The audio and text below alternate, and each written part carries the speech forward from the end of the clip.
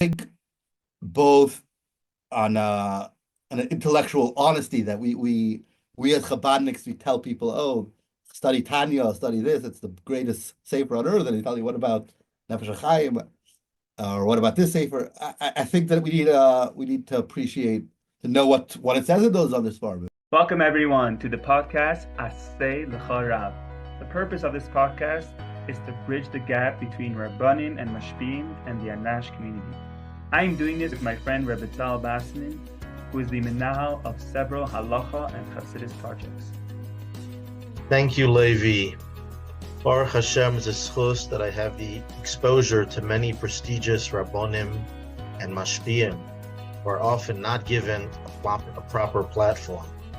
This podcast, Asay L'Charav, will give a voice to these Rabbonim and Mashpim to share their thinking, their hashkafa, Chassidus, a deep dive into their backstory to help uplift the entire community.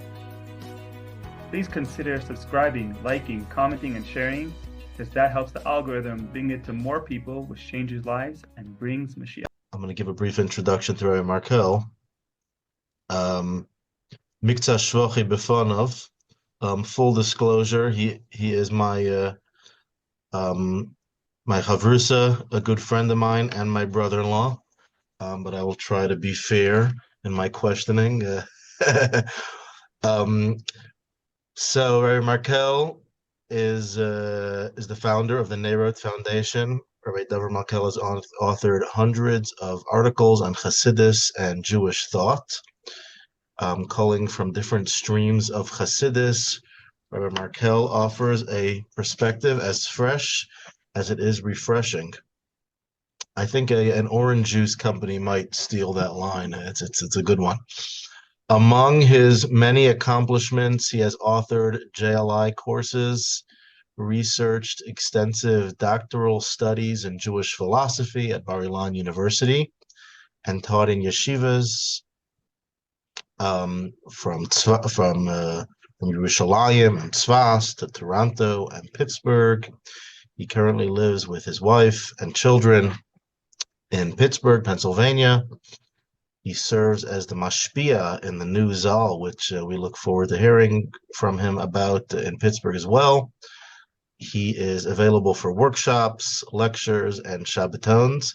And I just have to say that whenever I hear Rebbe Dovid, I'm always very inspired, and it's an honor for us to be able to dive a little deeper with Rebbe Dovid this morning. Unfortunately, this morning, as we're recording this episode, the Jewish world, particularly the world of Anash and Shluchim, is pained by the murder of Rabbi Kogan, Tzvi ben Alexander Akoyan, Hashem Yimkim Damai. This discussion should be L'ilui Nishmosai, and maybe Zeicha to Bekitzav Ranu Sheichna Afru B'Seicham. And we should know of any other horrible news like this as well. So let's start off with the Markel family. The Markel family really has, I think, made a huge contribution to the world of Chassidus. And I'm not sure if everyone is as lucky as me to be exposed to the wellsprings from Rebbe Dovid himself, his fathers, his uncles, his brothers. We'd love to hear more about that. But tell us about the Markels and Chassidus, and tell us what's happening in Las Vegas and Pittsburgh and these other enclaves with the Markel Hafotzas Hamayonois. So what are their goals, and what have they done? I guess if I'm understanding you correctly, you're asking a two-part question. You're asking, Markel's, what's their interest in Chassidus, and what's their place in Chassidus? Yeah, I mean, what have they done? What have they done? On a practical level, where can people find out about it? Right. And what's unique about the Markel brand of Hafotzas Hamayonois? Okay, so I guess approximately 15 years ago, like you mentioned, we founded the Neirot Foundation of Jewish thought, Chassidus, really. Um, and I guess the goals of the organization is to spread as much Chassidus and to publish as much Chassidus, um, with the aim, direct aim, the singular aim, I guess, is to bring Mashiach. We know always that the Baal Shem Tov had an Aliyas and a Shama, the year Tavkuf Zayin, and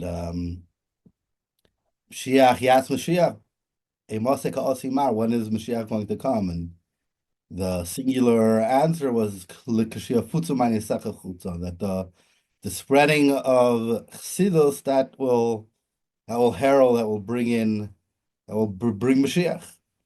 That was the aim of all the Rebbeim throughout the generations, and the aim of many Chassidic groups, as the Rebbe discusses, that to bring Mashiach through Chassidus. I think Markel's, they have this infatuation with Chassidus, I would say. My father, the way he initially came to Lubavitch, he was in a bookstore, a non-Jewish bookstore, and he came across the Yeshua Yichud Ve'emunah. It was recently published in English, and he was in the 60s. He was looking for mysticism in all sorts of places, and he didn't realize necessarily per se that Judaism, that Yiddishkeit has a mysticism. He picked up the Shara Yichud Ve'emunah, and he read it on a guzma 300 times before he ever met really a Lubavitcher. So I guess he was niskarev to Chassidus from Chassidus itself. 300 times. At least, at least, at least. Wow. I used to see my father studying Tanya over and over again. He must have gone through the Sefer thousands of times. But yeah, Chassidus is really, I guess, Chusavis and etc. That the Markel family, for some reason, connected to Chassidus very much, the Chassidus of Chassidus. My father, Baruch Hashem, he sat and learned most of his life, most of his adult life, in studying Chassidus. He always believed that that we were lacking um, enough English translations to really delve into and understand Chassidus and to appreciate Chassidus from a core way. So while there's the Chassidic Heritage series that does like I guess a minimal amount of select Maimarim, we decided to flood the market with Chassidus to bring Mashiach, I guess. Not I guess, but that's the pure goal.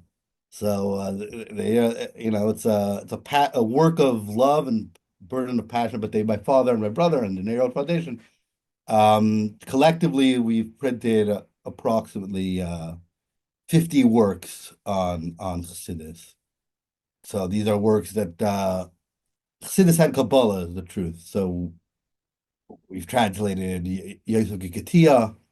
If you look at the Alter Rebbe that he said he studied in the interrogation when he was in Petersburg, he studied by the Maggid. What's the work that he studied? He studied the Shari Oira, Yosef Gigatia, and he's accepted Sefer in Sefer Kabbola, and it's Yisoid for understanding Kabbola.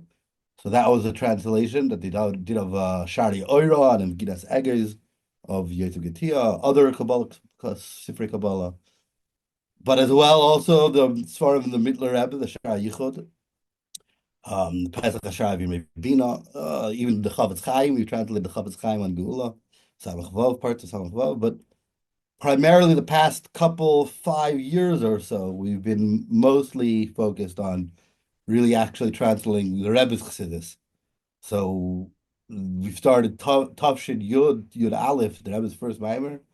And so far, it's been completed 15 years of the Rebbe's Maimarim, direct translation of the Maimonides that any person could sit, and no matter what your background is, as long as you have the patience, you can start from any page one and learn 15 years of Rebbe's Chassidus in English. But yeah, there's I guess a certain obsession in the Markel family with Chassidus, Baruch Hashem, with ideation of Chassidus. I remember when I was in Shir Aleph Mesivta, when we studied Maimer Likkutei Torah, maybe it was Ani Ladoidi. I remember being so taken by the Hafotzas Hashem and the Maimer that I think I've been addicted ever since. I think in general the Markels are a little bit Hasidic addicts, if you will, and we like to share that addiction with everybody, I would say. Yeah. You mentioned Kabbola. We'll get more into going beyond Chabad, but what's your personal perspective on is it important to have the background information of Kabbola and Kisvei Arizal, or you know, what's your recommendation in that regard? Look, so there's the famous dollars of Yid Ashlag from the Bala Sulam family. The Sulam goes by the Rebbe. He goes by the Rebbe by dollars, and he tells the Rebbe that in Siman Chavav, maybe no, I forget which Siman in Geras HaKodesh. I'm not, I don't know if it's Chafav, but that the Alter Rebbe basically says that in order to bring Mashiach, every person needs to go through many Gilgulim until they learn all this. They do all the mitzvahs and they're mechadish chidushim and Kabbola and Nister de Torah. So this Rav Ashlag, he was trying to convince the Rebbe that the Rebbe should go out with a kol Torah, that Chabad Chassidim should study Kabbalah. So the Rebbe essentially responded, on one hand, naru pashte, that you wanna interpret it like that, you want to study Kabbalah, that's all good and fine. But the Rebbe took the position that everything that we need to know in Kabbalah in order to bring Mashiach is already found in Chabad Chassidus. That's the Sparnus Unmine. So that the Rebbe gave us the Soidus of Kabbalah within Chabad Chassidus in order to appreciate, in order to bring Mashiach. Now, that's that's the general system, but obviously, I mean, it's true that in order to understand anything completely, in order to understand the development of Chassidus and the ideas of what they're miramis to and what they're hinting to, a lot of times, obviously, the more background and the more appreciation for different ideas enhances that. For example, like Guinness Eggers, which is one of the stories we translated, it's a sefer that essentially it goes through Shem Yud Kei Vav Ki Hashem Shem Ha'etzem. And it explains essentially how everything and all of reality is all Yud Kei Vav Ki, is all Hashem. So that's, in a certain way, it's a precursor to the discussion of Ein Mulvad as it is in Chabad Chassidic thought, or the Shari Oiro, which is quoted all around Chabad Seforim. So these are obviously Seforim that are going to help you, that are going to give you appreciation. I remember there's a Sicha of the Rebbe in the Mems, where the Rebbe talks about what he says in the footnotes, Re'eh or Ayin. So in order to understand it correctly, the Rebbe expects us to Ayin or to Re'eh. You can't just, oftentimes that we read a Maramakim to this sefer, to that sefer, and we have Kabbalah soil that Mistama, it says that in the sefer, and Mistama it's correct, and Mistama is good understand. But there is a certain aspect that even for Chabad Chassidim, when it says Re'eh, we need to look inside, we need to understand it to the best of our ability, and the broader and deeper understanding of the various Svarim, like Shari Oiro, which is basic to understanding the spheres and the shemes, etc. So it'll definitely enhance your Chabad Chassidus study. Is it mandatory? I can't. I don't have the gall to say that, but This podcast, Asay L'Charav, is sponsored by the new Kollel Aliba Dehilchosa that is being launched. Rosh Chodesh Cheshvan, Rosh Kollel Rav Yaakov Goldstein, Gan Rosh Kollel Menahel. You can check out kollelad.com, and it's a 8-year syllabus. Every 6 months is going to be a new sugya. The first sugya is going to be on the subject of avelos, end of life questions, bikur chaylim, and it will be about a 2-hour per week commitment of chavrusa learning, and two weekly live shiurim and other resources to really have a serious kviyas itim and halacha at a high in-depth level, learning the Shulchan Aruch inside with accountability. So it's a serious kviyas for someone that's busy, who wants in-depth learning with the background. Every 6 months is a new topic. You can see in the show notes a link to schedule a conversation if you have further questions. Dehilchosa.com. But Would you recommend studying these svarim beyond the for the layman, beyond the scholar, the bacher in yeshiva? Should he purchase the Shari Ira from the Markels and read it, and should it be incorporated into the curriculum, or is this? Okay, I think there's different questions. There's the question for a bacher in yeshiva and the curriculum of yeshiva that goes to the goal of what is Taim Chetz Mimim, what is yeshiva curriculum. I think that's a long discussion in and of itself, which we could go into. I'm not sure if that's necessarily what the only question over here. I think oftentimes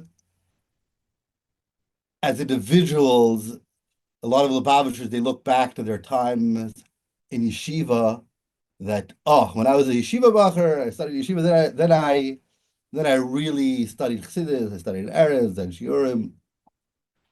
I mean, I think it's self-understood that it really should be the opposite, that what any yeshiva study, in general, it's to formulate and prepare us for the lifetime study of Chassidus. And the way we study Chassidus as Bachrim, I don't necessarily think that's an ideal that we should always necessarily be replicating. What a Bacher needs to know and whether a Bacher needs to understand things.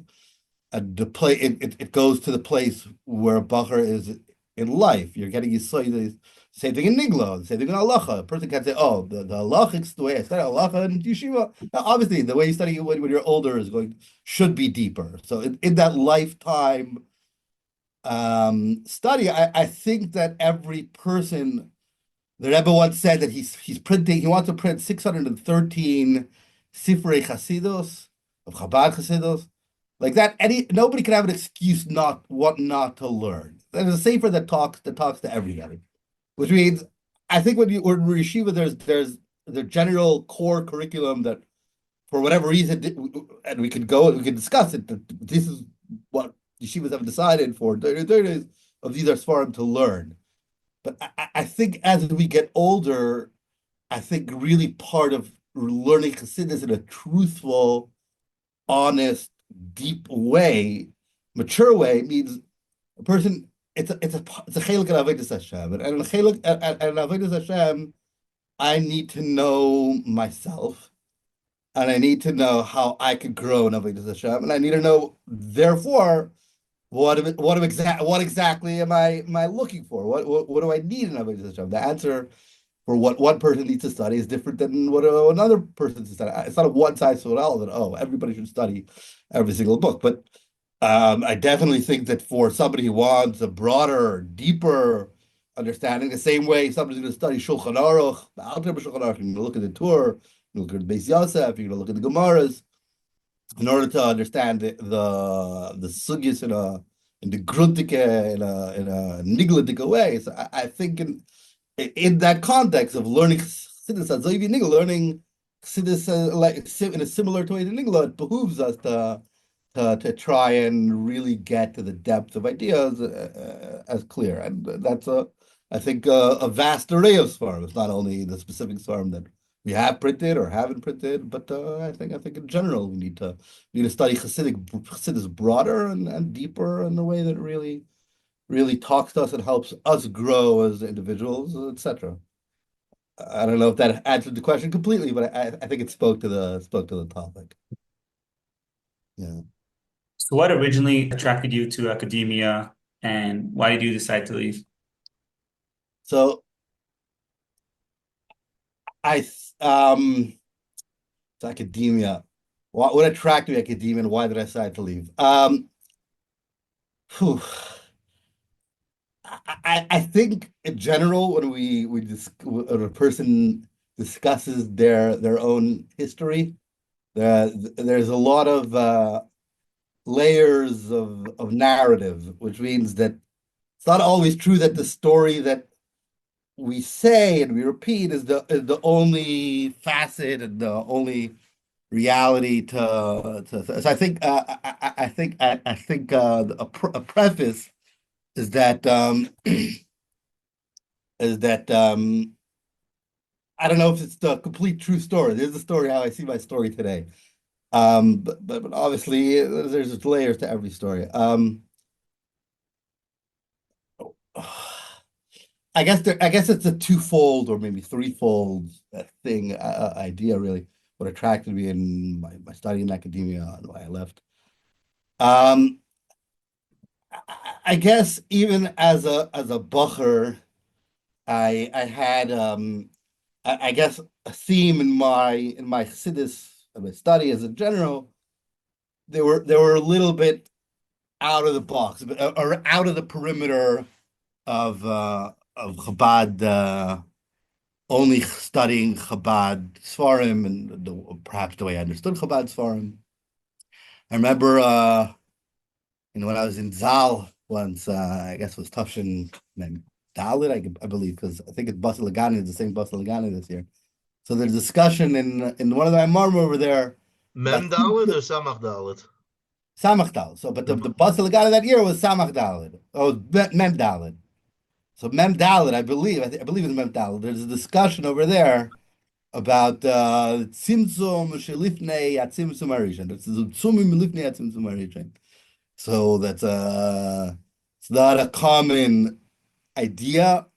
And the quote that it was quoted to was a sefer of his Tashela. The Tashela and his Hafotzas Hamayonois, I believe. There's a long discussion about it. So I didn't have a Tashela, but I remember I borrowed from one of the mashpim in the yeshiva. I borrowed his Tashela. You can say the name. It's okay. I don't know if he wants another name. Who wants to say the name? But I was sitting there learning. I looked up the R Markel and I looked at it and understood it. But and then I cast that on for a couple of weeks. I was studying this Tashela, learning this Tashela until this mashpia came to me. He's like, you're too full of this Tashela. You're learning too much from the Tashela. He took the saver away from me. So I always had a bent to studying Seforim that were a weekness. A weakness. I remember I would sit at Zal and I would study Yereshis Chachma or Meir Nevuchim or Kozri. I have a weakness towards curiosity that has gotten me, I guess, into a lot of trouble. But I guess I have a penchant for understanding the whole picture of Yiddishkeit. I grew up in like we were talking about my father before. I remember my father used to have shiurim with all sorts of individuals. He was known as a baki in Sifrei Ramchal of Moshe Chaim Lutzato. So he had all sorts of literature people that he would study with, all sorts of svarim. You can see what attracted me to Rebbe Dovid. I'm sorry for interrupting. What? You could see what attracted me to Rebbe Dovid as a chavrusa. Right. So I guess I grew up in a home where all the svarim on the shelf and all the svarim were studied. I guess for me that it was always very difficult for me that toimchet mimim lingo that everything else is treif. I wanted to appreciate the Torah in everything and understand everything. So initially, I guess in academia, what I thought I guess, in academia. This is that academia is a place where we could discuss all Torah and we could delve in all Torah and we could discuss the ideas of Chassidus, not merely with Kabbola, but let's really try to understand Chassidus and Chakira or anything in it or other super Chassidus like Kabbola, to truly appreciate it for what it's, have a conversation in the ideas itself, without the strappings of I guess of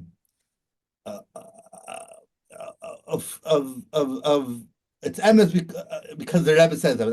I'm not saying that there's any problem with that. I'm just saying I thought it would be a more open conversation. What I found in academia, and what was difficult for me from the first day when I guess when I entered the halls of university, is that there was a deep irreverence to the Seforim, which means in studying things critically, scientifically, but there was a deep like cynicism. From what I've understand from discussing with various academics, things have perhaps changed a little bit over the years, especially in Eretz Yisrael. But there was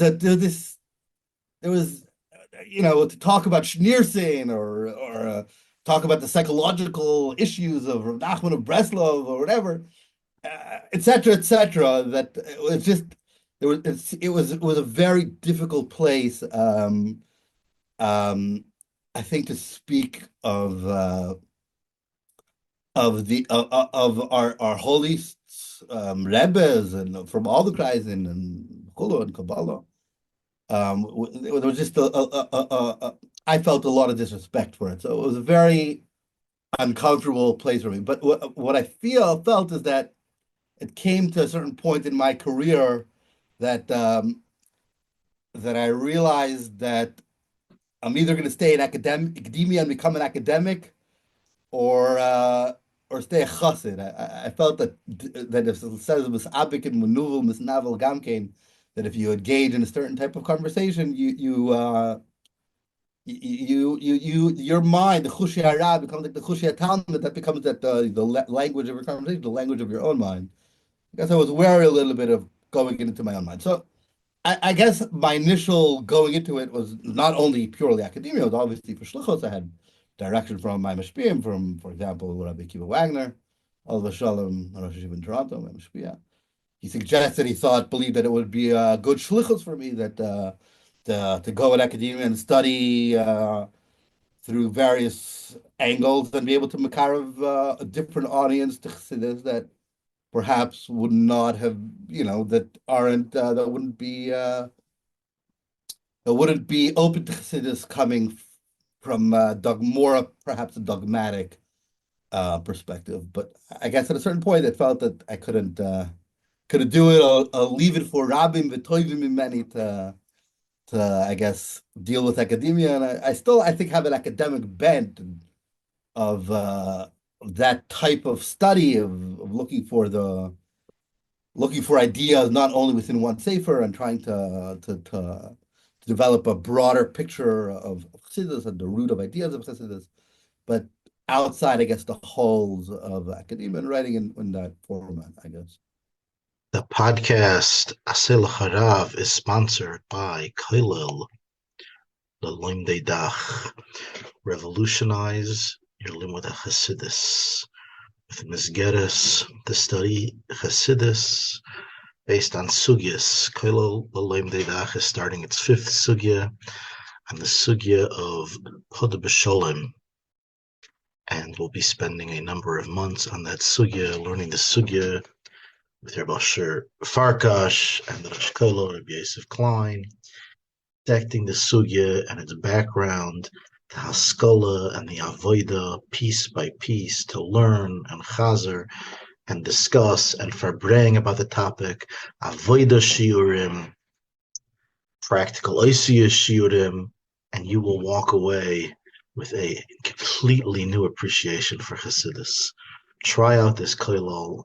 Take your Chassidus to a whole new level. KollelDach.com. So, yeah. Do you get pushback from your colleagues at Mashpiyim for, I follow your social media to a certain degree, and you have this tremendous blend of the mittiler Rebbe, Kitsuri Admar Azaken, then we'll get some Sfas Emes, some Bretzlev, and then we'll get back to the Rashab and the Rayats. So do you get pushback, and do you have support from Chabad Mashpiyim for encouraging dabbling in Chagas? In other words, is this just your passion, or do you think that's the recommended approach for others to open up other svarim and familiarize themselves with other streams? So I guess, do you get pushback, and in terms of support from mainstream mashpiyim, what are you hearing? So obviously, and if you open I think everybody on the Lubavitcher knows, you open another sefer, you get pushback. Uh, there's people who give you pushback. There's always going to be some from the peanut gallery and some people from people that are perhaps that are more mukhavin. Personally, um, I would like to say that it's not something I usually say. Like b'chayim chayusay of my mashpia, my personal mashpia, Rabbi Wagner. I never told people that he told me to go to university because I felt that I didn't want him to get that pushback. But also this happens to be a question that I asked my personal mashpia, Rebbe Wagner, about whether to draw, whether it's permitted to draw from other svarim and to share other svarim. So I remember when I asked him this question, I formulated it in like a twofold. It's really like a twofold question. It's what a personal question of me myself studying other Chassidus, and what he thought about that, and I guess broader is sharing those other Sfarim. Um, so he essentially, I'm not going to get into the details of the response and all the particulars, on the nuances, but he embraced it, at least for me, that he believed that the Rebbe didn't have a issue of drawing from other Svarim, only certain Svarim, a Polish Svarim. The Rebbe drew from himself, Polish Svarim, not too much in the Maimarim, but there is a conversation, definitely a conversation. I actually just saw a beautiful response from the Rebbe just last night, about printing the Pias Netzias, the Eish Kodesh. The Rebbe speaks about how it's unmutzum me'eish, and he is about Moiser B'Siras Nefesh. And the Rebbe is strongly encouraging the Hafotzas of the Sefer, and not only the Hafotzas, that people should read the Sefer, and it's going to inspire people. So it's very hard for me to believe that, the Rebbe, okay, other people should be inspired by the Sefer, but not the Bavitch, it's us, or I don't know. It's a little uncomfortable for me to have the perspective, but Rabbi Wagner, at least he encouraged me to study other svarim and to share other svarim if I'm gonna, because I guess there's a famous Maisa that Rabbi Yossi Jacobson chazers over. Somebody once went into Yechidus, and or I don't know if it was Yechidus, but somebody once told the Rebbe, that if the Rebbe would go with his Streimel, that he would be Makariv, all the Polishers, all the Yishalmis, the Chulu, everyone come running. So the Lashon has Yossi Jacobson Chazer, Yossi Jacobson Chazer is that how many Shomer Tzirnikis would I get to Chassidus? What I found in sharing Chassidus is that my audience, my primary audience, aren't people that are necessarily Lubavitchers. They're modern Orthodox. They're people from all sorts of kreisen, all sorts of groups. and I think both on an intellectual honesty that we as Chabadniks, we tell people, oh, study Tanya, study this, it's the greatest sefer on earth, and they tell you, what about Nefesh HaChaim, or what about this sefer? I think that we need to appreciate, to know what it says in those other svarim if we want to share it. But really, I think I spent 8 years in Eretz Yisrael, and I think growing up in a very Chabad-centric Crown Heights or yeshiva environment, we have a certain Chabad elitism, perhaps, of that we have the real Yiddishkeit, the real Chassidus. I think in my experience in Eretz Yisrael, I really saw the beauty of so many different types of Yidden and Yiddishkeit and the Avodas Hashem, the way they daven, the way Let me try to understand what you're saying a little better. So, and personally, I feel that so the one point you're making is that in order to be Meifetz Mayonis, you really have to learn those Seforim and to be able to That's speak what I'm those getting to Torah. now. It's not only about being Meifetz Mayonis. It's not only a means to an end. At least for myself. Which means, is there something inherently that other Svarim have that Chabad don't have, the Lubavitchers can gain from, or talk to that? I guess this is where I was getting at in my conversation now.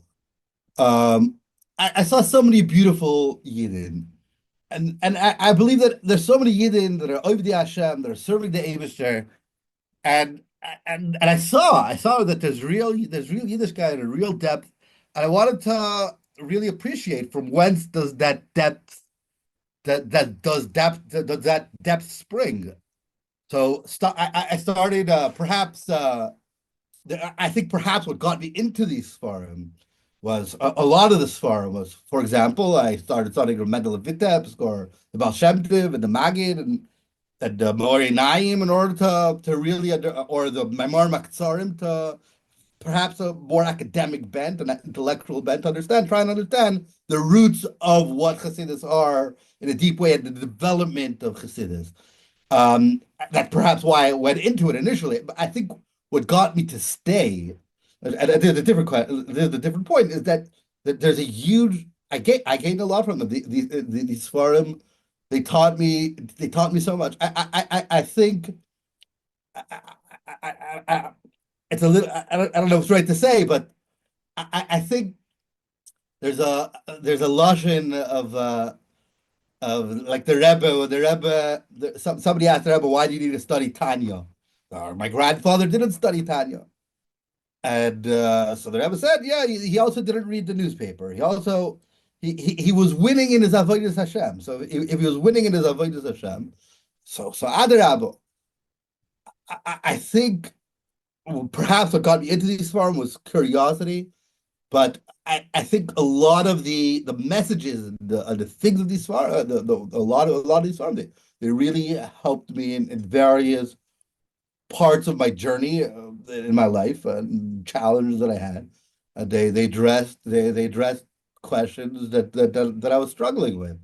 I think in our modern world. So to bring that to the point, I think. You're right. If Chassidus works for somebody, Chabad Chassidus is only working for somebody. It's working for somebody. Adarabba.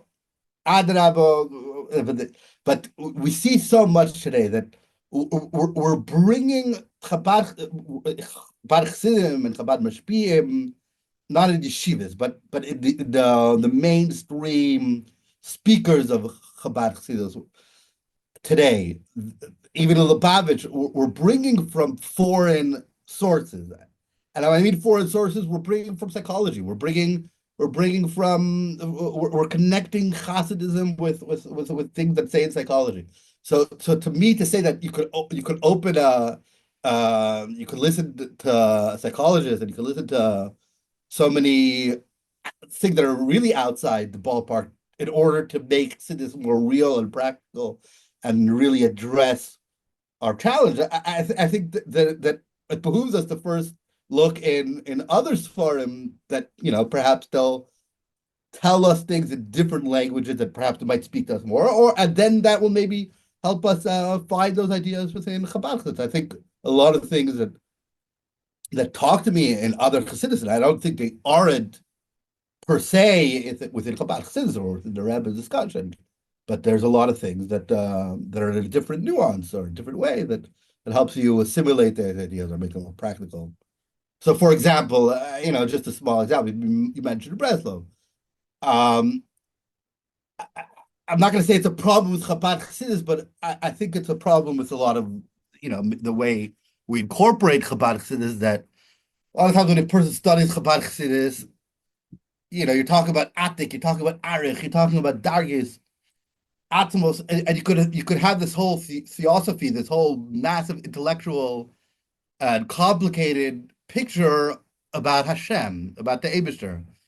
And a lot of times, incorrectly, it's very it's very hard to have that intimate relationship. Rav Nachman, one of the famous things that he's into is that honest conversation with the Eibishter, just approaching the Eibishter as a person who talk to anybody, and just talking to the Eibishter as and developing that relationship with the Eibishter.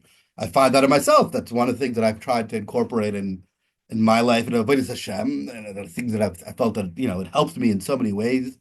Of just talking to the Eibishter, and I think that's something that we could all learn from. I don't think it's only Breslevin. I think the Bassman talked about it, and Maga talked about it, and all Chassidus talked about it. But I think a lot of times it could be lost in that broad conversation of Chabad, and I think there's certain things that we could pick up on or reinforce if when we study other Svarim. And obviously there's nuance in the Avodas Hashem that aren't necessarily, a person wants to be a full-on Chabad Chassid, they don't necessarily apply, but there's a lot of things that we can learn, I believe. So your father and uncle cuff very much in the mittiler Rebbe's Torah. Do you think that Yeshiva puts too much emphasis on Rebbe Reshabs versus the mittiler Rebbe's Torah? So I believe when we understood, it was just last week was Chav Cheshvan, and Chav Cheshvan is obviously the birthday of the Rebbe Reshabs. So in the Sichis of the Rebbe Reshabs, the Rebbe talked about two general projects that the Rebbe Reshabs essentially they were his main special unique projects, and those being Timchit Mimim and his Amsheichim Samach Vav and Beis v'chulu.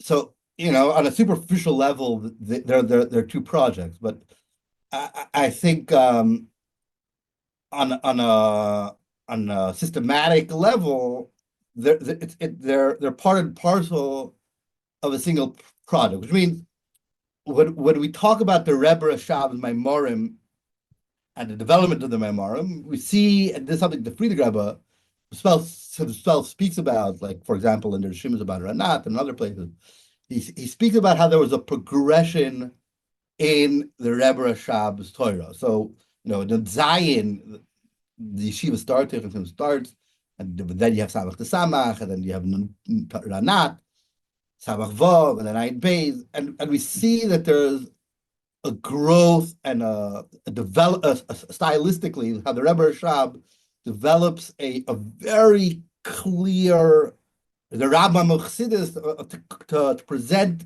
ideas of Chassidus that are defined and are able to be learned and be able to be studied and be able to really make a seder limud out of it.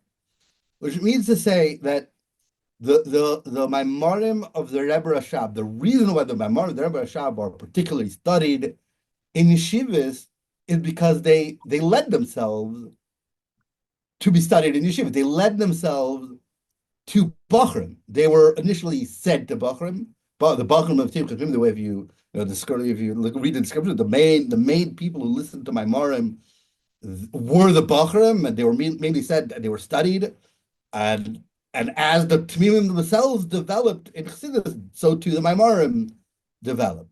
So the reason why we study Samach Vav and Beis and other Mesheichim Samachei in yeshivas is because they're learnable. You can make a seder limud. There's a tchila, there's a soik, the ideas are explained.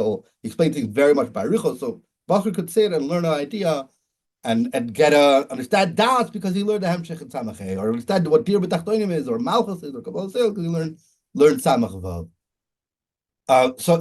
So I don't think per se that in Siduri HaYeshivas that necessarily we should change the seder of what yeshivas are. Yeshivas, the reason why the starim are in a certain way is not only because this is the way Teiv has been established, but because it makes sense.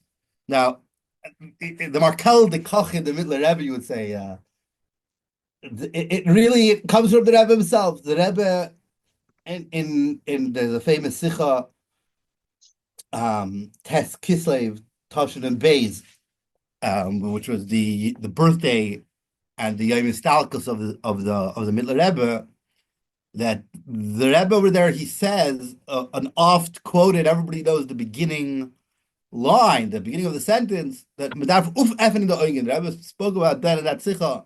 We already have the Sharabar and the Lubavitchers and the Ainu Mishumar. The only thing we need to do is we need to open our eyes. So how do we open our eyes? So we can sit, we can bring how to open our eyes. But the Rebbe himself in the next line, he literally says how to open your eyes. He says the way to open our eyes is through the study of the mittiler Rebbe's Chassidus in particular, because the mittiler Rebbe's Chassidus is the Chassidus of Rechovis HaNohar. It's the Chassidus of Bina. It's just expansive ideas. And when you study the mittiler Rebbe's Chassidus, it opens your eyes. I remember when I was in Zal, I used to study a mimer of the mimer seder of the Torah Or of that week. So the mimer of Torah Or, it could be 1 page, page and a half, 2 pages.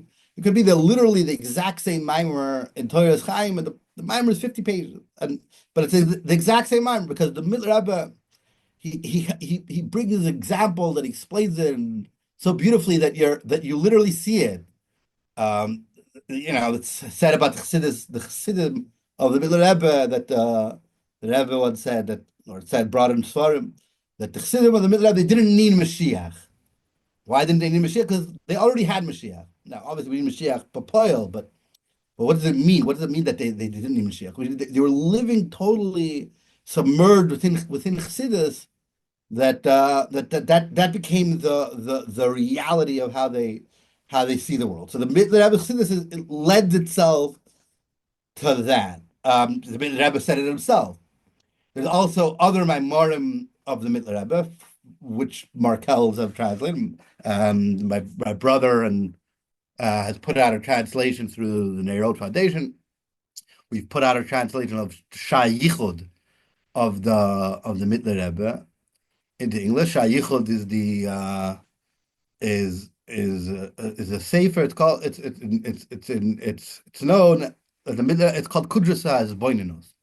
At the beginning of Shayichud, the mittiler Rebbe essentially says that he's going to explain to you the entirety of Seder Shtalshalos, from the beginning of Seder Shtalshalos to the end of Seder Shtalshalos. It's brought in Hayom Yom of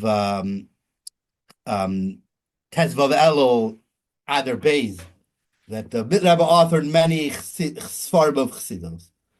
But there's Sifrei Chassidus that he authored for every Chassid. The Shari Oira of the mittiler Rebbe says the Aleph Beis of Chassidus, and the Shari Yichud of the mittiler Rebbe is the key to Chassidus, the Mateach of Chassidus. So what that means is, what does it mean, the key to Chassidus? So first of all, the Shari Yichud of the mittiler Rebbe, it's known as Kudras Boininos, because the first 9 prokim over there, the mittiler Rebbe explains what is Hisbonenus and how to be misboinen and what to do. How do we do Hisbonenus? We always ask. We know that point of Chassidus, the way to make Chassidus pertinent to our lives, the way to make Chabad Chassidus integral to our identity is through Hisbonenus. But we often don't know how to do Hisbonenus. But Baruch Hashem, the mittiler Rebbe authored a book, so it's important to learn that book, I believe. Also, that explains the entirety of Shtalshalos.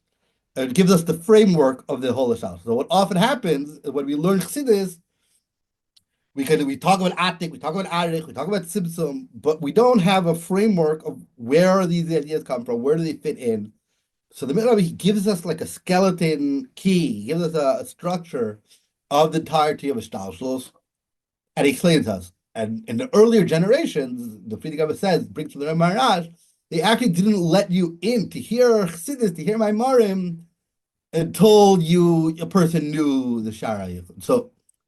So there's two aspects essentially. There's the aspect the Rebbe essentially said that encouraged the study of Chabad Chassidus, of the mittiler Rebbe's Chassidus, and notwithstanding that a lot of the Lubavitchers will say what the Rebbe meant when he says the mittiler Rebbe's Chassidus, he meant the mittiler Rebbe how he said himself. We should only study the Rebbe. I'm a little naive that I take the Rebbe at face value, but there's something unique for sure in the mittiler Rebbe. And then there's certain svarim in the mittiler Rebbe, like Shai Yichud, for example, which I believe, but it's not only I believe, there's something that the Rebbeim have said, and it's brought in Ayim Yoim, that if a person really wishes to understand Chassidus, this is the key. And you can't, until you know the Seder Shtalsel, until you know where everything fits in, you're going to have a scattered, when you study Chassidus, it's going to be a scattered picture of the Shtalshelos, but we're not necessarily going to see the full picture. So do I think that in the Seder Yeshiva we should change it? Not necessarily. However, should a bacher in his free time study these svarim? Should a bacher out of yeshiva study these svarim? I think definitely. Yeah. This podcast is sponsored by Kollel Lerabonei Chabad, community of experienced Rabbonim and aspiring Rabbonim. The last year and a half, we've been learning Hilchos Nida, Taras HaMishpacha. Prior to that, we studied the halachas Tfilas Kelim and Agalas Kelim. Those that would like to join Kollel Lerabonei Chabad after the month of Tishrei would be a good time, fresh time to join. We are starting the halachas of mikvois, dinei chafifa. After Pesach, we're going to move into hilchos mikvois proper. So those that would like to join and get access to all the tools of Kollel Lerabonei Chabad, as well the previous sugyas, the Tfilas Kelim and Agalas Kelim. We're going to be starting hilchos chafifa, then we're going to do a 2-month chazar of the whole hilchos nida, and then jumping into hilchos mikvois after Pesach. See a link in the show notes. Schedule an interview with the Rosh Kollel if you have further questions. So let me go back a little bit, 5 or 10 years ago, and this gets to your point about the potentially what we can glean from other styles of presenting Chassidus. So there was this controversy about the call of the shofar. For those that didn't hear about it, there's Betzalel, but the mashpiyim came, essentially people were looking, Chassidus is very good to get closer to Hashem, but to solve my basic mental health struggles, maybe we need to look elsewhere to become more balanced, to become less anxious, and so on and so forth. And what I heard from mashpiyim, 5-10 years ago is that, really we need to look into Chassidus for all the answers. So mashpiyim were trying to discuss about how we can make Chassidus more relevant to really solve our day-to-day struggle. So do you think we're doing a good enough job to make it relevant? How can we make it more relevant? And I'm just thinking, when I open up a sefer from Reb Tzadok and so on and so forth, and Reb Nachman, I just feel that for like someone in 2024 in the modern era, there's quicker satisfaction in terms of getting inspired. But the Chabad mashpiyim would push back that no, the Chabad approach is to sit and learn like your father learned the Shara Yichud Ve'emunah 300 times, and that's the only way to make real change. And any of these shortcut vertelach, that's just not the way to go. So I guess, how can we make Chassidus more relevant? Are we doing a good enough job? And I haven't seen much change in the way Chassidus is presented since this awakening that people are looking for ways to really make Chassidus more relevant. And in my conversations with your average Joe and Schmo, they feel Chassidus is important to learn, but it's not really changing my life too much. It's not solving my real problems. I need to go to my therapist and my life coach to really solve my problems. I think you're talking obviously to a lot of points, and you mentioned a lot of points in your question, and I think perhaps a much longer discussion. but I think I want to make a disclaimer.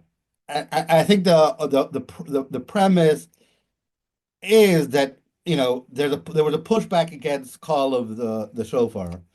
Um, you quoted one pushback that all the answers are found in Chassidus to all our questions. So I just want to push back at that. I think it's important.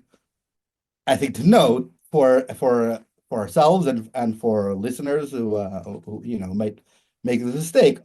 Obviously, if a person is dealing with psychological issues and there's turmoil in their life, an emotional turmoil in their life, um, there's room for therapy and psychology within for sure within Chabad Chassidus.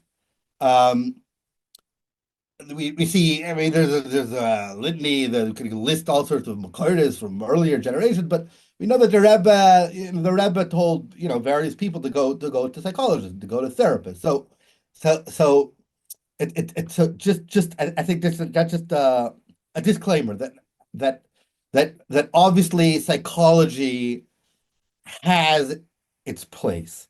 Now, I do think that in a lot of Lubavitch circles, in a lot of Chabadniks, and I think this is something that I find sad is that they kind of say what you mentioned, that Chassidus is all nice and it's beautiful, but it doesn't really answer doesn't really answer my problems. It doesn't really address my life issues. I think that's a very it's almost something very sad about it, that I think that a lot of us have kind of lost faith that Chassidus could help us, and therefore Chassidus doesn't help us. Which means if you don't believe that if you don't believe that there's something in it, that they're really talking about problems, then there's not gonna we're not gonna be able to find answers in it.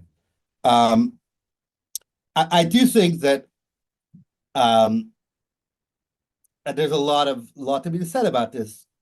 That I know in my own studies, in my own study of Chabad Chassidus, one of the Seforim or the in Chabad Chassidus, the Seforim that really speak to me are the Alter Rebbe's Chassidus. And when I mean the Alter Rebbe, I don't mean Torah or Likkutei, a lot from the Ketzarim, a lot from the Maimarim Ketzarim, a lot from the Inyanim.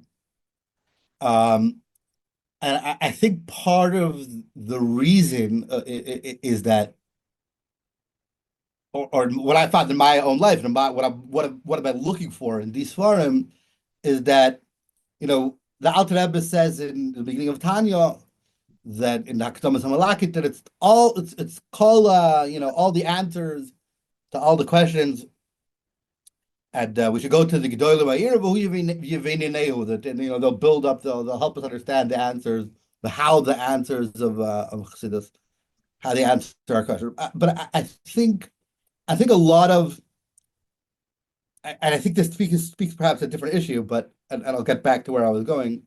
I think a lot of times the yeshiva curriculum, when we're studying in yeshiva, and therefore the mashpiyim of yeshivas, they're looking for a different thing, which means I think a lot of times the 17, and I work with this age group, 17, 18-year-old bacher, they don't understand themselves necessarily yet. They don't understand, and therefore, and the chassidus that they learn, that is certain, as deep as it is on an intellectual level, to have a deep sheer about on the concepts. But I think as a person ages, as we get older, and when we learn chassidus, we're really trying to develop how it talks to us. So I believe that we could find these things in different ways, but it also in the Rebbe's, but it's a lot about our perspective. What are we looking to glean from the ideas, and we'll see when you open your eyes to it. I think especially the Maimarim Aksarim and those type of Maimarim, where the Alter Rebbe, those Maimarim, he's really developing his shita of Chabad and Chassidus, and he answers questions in Avodas Hashem our people are really asking and are really bothered with. I think oftentimes as Bachra, our questions of the Shem are often they're childish questions, but as we grow, our questions become different, and therefore become more attuned, I would say, to questions that speak to healthy chassidus. I mean, how to integrate chassidus in a healthy way, how to transform our perspective. But I think that the answer might not be coming from the yeshivas mishmiyim, which means not that yeshiva mishmiyim don't have a place, but I think it behooves us as Lubavitchers to really on our own, and I think as a unit, as a group, that we should that people and our leaders and our mashpiyim should really develop and look for those aspects that are throughout Chassidus and about Chassidus and everywhere that speak to making it real and making things practical. I think that there are so many answers, so many things that you really make us healthy from the study of Chassidus. If we look at it, learn it right, and we study it right, and when we do avodah right, and that's really where it's at. We can't just be reading. It's not. You can't just read a mimer. It's how to think about the mimer. See where it's. Yeah, we'll definitely have to come back for a second and a third and a fifth hour with Rabbi Markel. But I'm hearing something really fascinating, and this is something you mentioned earlier, and you're mentioning it again now, which I think is brilliant. That if you just stop your exploration of Chassidus when you're 18, your chances of really getting it are the full development of Chassidus comes from a lifetime of learning, and particularly in the 20s and your 30s and your 80s and your 90s. And I'll just make a quick plug. Rabbi Dovid Markel is an honorary member of Kollel Dach, which is primarily geared for those in their 20s, their 30s, and their 50s and their 90s to really learn Chassidus in a serious way. So that it's encouraging that, don't feel that if you left yeshiva at 18, you're really not hooked on Chassidus or you're not addicted to Chassidus like a Markel. You still have a shot. So this has the answer to all of our questions, and I think it's really, when it says like Shafutzu Mani Chutza, the Mashiach is going to come. It's not only segula that it's like a magic pill.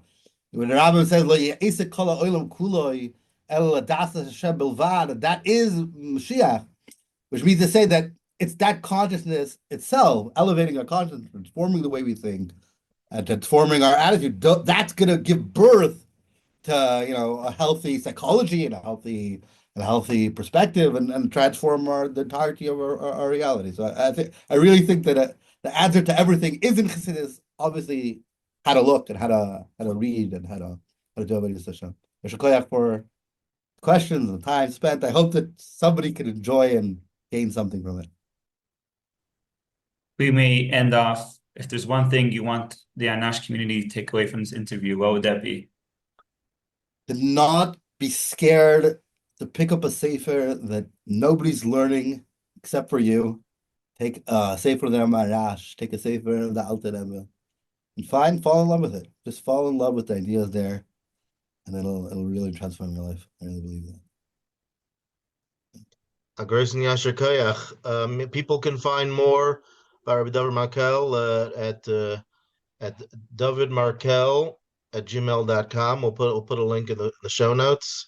And Grace and Yashikaya for your time. Yes, then I'll go give a shir in the yeshiva in Pittsburgh. There's this tremendous zal in Pittsburgh. Would you like to give us a quick 60-second summary of what they're trying to do in Pittsburgh and about this new zal? I guess I just walk down the street and I see these bachurim up and down in an area that they totally transformed this little greenfield near Pittsburgh. But give us a little window into what's happening in the yeshiva and what's unique about the 30-second preview, I guess. Obviously, Kol is cautious. It's starting in the yeshiva.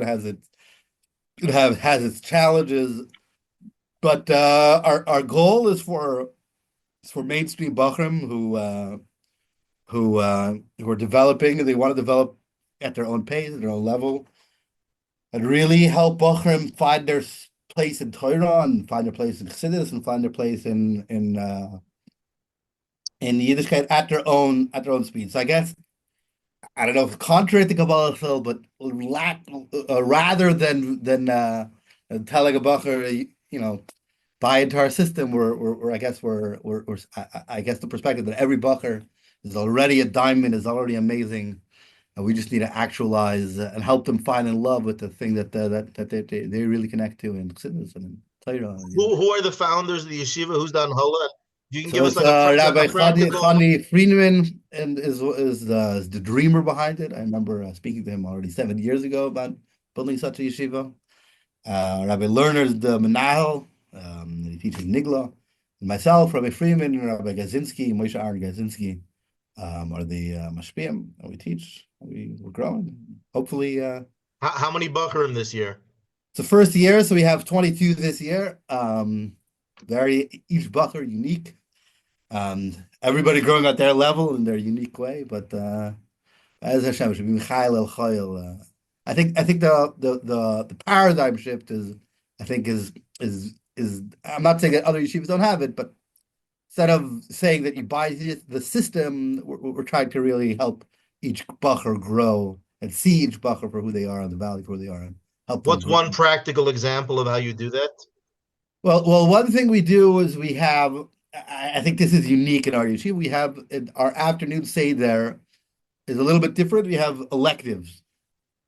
So electives means that that Bachram could choose a certain path and what they want to learn, but it's also the reality that we realize that it's very difficult for an average Bacher, especially the TikTok generation, and unfortunately, our youth aren't immune from it to sit for 7:30 to 9:30 at night.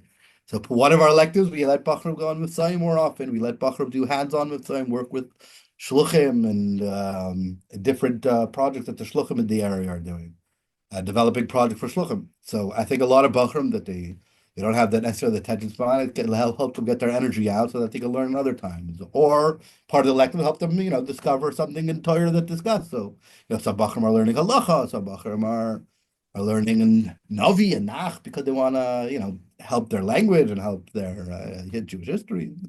We help people find during those hours, like the afternoon hours, I think would be the 3:30 to 5:30. Those hours are the most different. But also we give shiurim, like one of the shiurim that I give giving today is general shiur on. We give a general topics. I give a shiur on Friday on Yeshiva, and then Sunday I give a shiur on a different sugyas that you won't necessarily learn in the 8 Masechtas. So we try to give people a bigger picture and help them find a part of Torah that they can fall into, fall in love with, and hopefully make them fall in love with Chassidus, etc., etc. Amazing. Well, is there a website for the yeshiva? People could find more. There probably is. I'm sure We'll put a link for the website. Put probably a link. Anyway, Okay. I need to run. Thank you. Okay. Thank you. If you've reached this part of the video, you probably enjoyed it. Please consider donating a video or many videos. Help us continue doing these amazing interviews.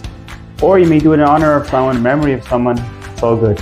Hope you enjoyed and see you in the next video. Hey there, do you know anyone that needs coaching? Or do you know someone that needs coaching? Well, you're in luck because I'm starting to coach now. And first session is free. Yes, you heard right, free.